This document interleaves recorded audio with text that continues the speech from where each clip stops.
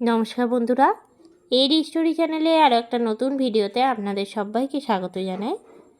আমার আজকের রেসিপি একদম সহজ পদ্ধতিতে দই রুই। রুই মাছের অনেক রেসিপি আমরা তৈরি করে থাকি প্রায় সময় বাড়িতে, কিন্তু এইভাবে যদি দই রুইটা বানান তাহলে খেতে কিন্তু দুর্দান্ত লাগবে। বাড়িতে যদি আত্মীয় স্বজন লোকজন আসে, এছাড়াও এই রেসিপিটা কিন্তু যে কোনো দিন চট জলদি বানিয়ে নিতে পারেন। পুরো ভিডিওটা স্কিপ না করে দেখতে থাকুন। বাড়িতে থাকা সামান্য কিছু উপকরণ দিয়েই বানিয়ে নেওয়া যায় দই রুইটা। দই রুই করার জন্য আমি এখানে নিয়ে নিয়েছি রুই মাছ। মাছগুলো খুব ভালো করে ধুয়ে নেওয়ার পর একটা থালার মধ্যে নিয়ে নিয়েছি। দিয়ে দিচ্ছি প্রথমেই সর্ষের তেল, আর দিচ্ছি লবণ। তেল আর লবণ খুব ভালো করে মাখিয়ে নিয়ে 15 থেকে 20 মিনিটের মতন আমি রেখে দেবো। তারপরে কিন্তু মাছটা ভাজবো। যেহেতু দই রুই, সেই জন্য আমি কিন্তু হলুদ দিইনি। আপনারা চাইলে এই রেসিপিতে হলুদের ব্যবহার করতে পারেন। মাছটা ভাজার সময় মাছে কিন্তু হলুদটা মাখিয়ে নিতে পারেন। তবে আমি এখানে তেল আর লবণ দিয়ে মাছটা মাখিয়ে রাখলাম। অন্যদিকে কড়াই চাপিয়ে নিয়েছি। কড়াইয়ের মধ্যে দিয়ে দিলাম সর্ষের তেল ভাজার জন্য। তেলটা খুব ভালো করে গরম হয়ে যাওয়ার পর দিয়ে দিচ্ছি মাছের পিসগুলো। গ্যাসের ফ্লেমটা হাই টু মিডিয়ামে রেখে মাছগুলো ভেজে নিচ্ছি।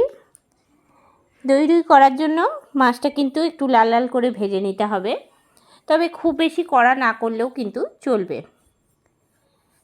এক পিঠটা ভাজা হয়ে গেছে, অন্য পিঠটা আমি উল্টিয়ে দিলাম।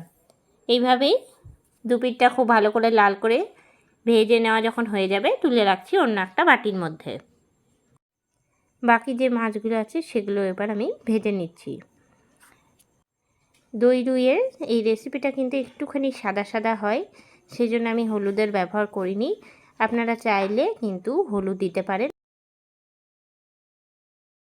সব মাছগুলো ভেজে নেওয়ার পর মিক্সিং জারের মধ্যে দিয়ে দিচ্ছি 2 চামচ টক দই, দিচ্ছি 1 চামচ মগজদানা, দিয়ে দিলাম সামান্য পরিমাণে লবণ, হাফ চামচ লঙ্কার গুঁড়ো, হাফ চামচ জিরের গুঁড়ো, আর দিচ্ছি 1 চামচ চিনি। সামান্য জল দিয়ে একদম মিহি করে আমি বেটে নিচ্ছি। অন্যদিকে আরেকটা মশলা পেস্ট তৈরি করে নিচ্ছি। দিলাম একটা বড় সাইজের পেঁয়াজ কুচি করে, আর দিলাম কয়েক টুকরো রসুন। এটা আমি একদম মিহি করে বেটে নিচ্ছি। এরপর আমি কড়াই চাপিয়ে নিয়েছি। কড়াইয়ের মধ্যে দিয়ে দিচ্ছি সর্ষের তেল 3 চামচ পেঁয়াজটা ভেজে নেওয়ার জন্য। প্রথমেই আমি এখানে দিলাম একটা বড় সাইজের পেঁয়াজ কুচি করে। পেঁয়াজটা কিছুটা আমি বেরেস্তা আকারে তুলে রাখবো, সেজন্য একটু কড়া করে ভাজবো। সেজন্য পেঁয়াজটা ভাজার সময় আমি কিন্তু লবণটা দিইনি। লবণ দিলে কিন্তু পেঁয়াজ খুব তাড়াতাড়ি নরম হয়ে যায়। বেশ কড়কড়া করে ভেজেছি। পেঁয়াজটা আমি কিছুটা তুলে রাখলাম। বাকি পেঁয়াজ ভাজাটার মধ্যে আমি দিয়ে দিচ্ছি শাহি জিরা, দিলাম কয়েকটা দারচিনির টুকরো, ছোটো এলাচ 3টে, দিলাম একটা শুকনো লঙ্কা, দিয়ে নিয়ে ভালো করে নাড়িয়ে নিচ্ছি। এরপরে আমি দিয়ে দিচ্ছি বেটে রাখা পেঁয়াজ আর রসুনটা।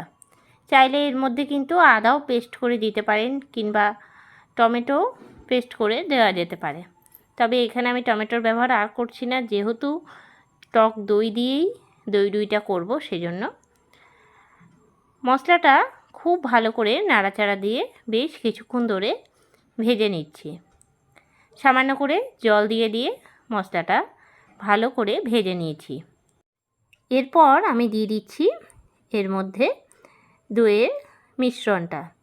আমি এখানে টক দইটা কিন্তু আগে থেকে মিক্সিতে একটুখানি পেস্ট করে রেখেছি। ভালো করে যদি ফেটিয়ে দেওয়া হয় তাহলে কিন্তু টক দই দেওয়ার সাথে সাথে একটুও ছানা কাটবে না বা ফেটে যাবে না। গ্যাসের ফ্লেমটা হাইতে করে সামান্য জল দিয়ে বেশ কিছুক্ষণ ধরে আমি কিন্তু নাড়াচাড়া দিয়ে কষিয়ে নিলাম। টক দই কিন্তু রান্না করার বেশ কিছুক্ষণ আগে ফ্রিজ থেকে বের করে রাখতে হবে। মানে দইটা কিন্তু ঠান্ডা দেওয়া যাবে না, তাহলেই কিন্তু ফেটে যায় বা কেটে যায়, যেটাই আমরা বলে থাকি। দইটাকে নর্মাল টেম্পারেচারে বেশ কিছুক্ষণ রাখার পরেই কিন্তু কড়াইয়ে দিতে হবে। ভালো করে মশলাটা কষিয়ে নেওয়ার পর দিয়ে দিলাম এর মধ্যে হাফ কাপের মতন জল। জলটা যখন ফুটতে শুরু করেছে দিয়ে দিচ্ছি ভেজে রাখা মাছটা দিয়ে 10 মিনিটের মতন ফুটিয়ে নেব। এই সময় গ্যাসের ফ্লেমটা লো টু মিডিয়ামে রাখবো। একটু ঝোল করেই কিন্তু আমি দই রুইটা করছি। যখন ঠান্ডা হয়ে যাবে অনেকটাই কিন্তু বসে যাবে।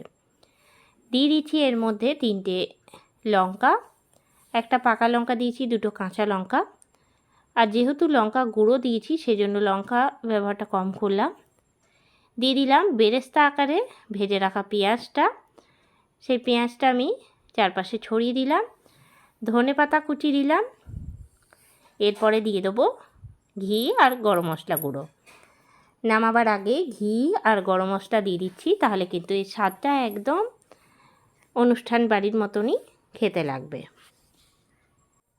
ভালো করে একবার নাড়িয়ে নেব। এইভাবে কিন্তু দই রুই আপনারাও বানিয়ে নিতে পারেন। একদম সহজেই বানিয়ে নেওয়া যায় ঘরোয়া কিছু উপকরণ দিয়েই। এখন কিন্তু ঝোলটা ফুটে যাওয়ার পর বেশ টান হয়ে এসেছে। গ্যাসটা বন্ধ করে দেবো।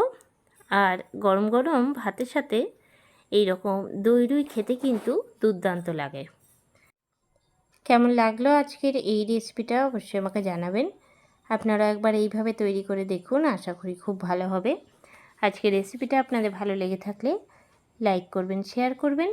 এই চ্যানেলে নতুন বন্ধু হয়ে থাকলে চ্যানেলটা সাবস্ক্রাইব করা অনুরোধ রইল। আর যারা ফেসবুক পেজ থেকে দেখছেন অবশ্যই পেজটাকে ফলো করে দেবেন। আবারও নতুন কোনো রেসিপি নিয়ে হাজির হব। সঙ্গে থাকুন আর দেখতে থাকুন। সবাই ভালো থাকবেন, সুস্থ থাকবেন। ধন্যবাদ।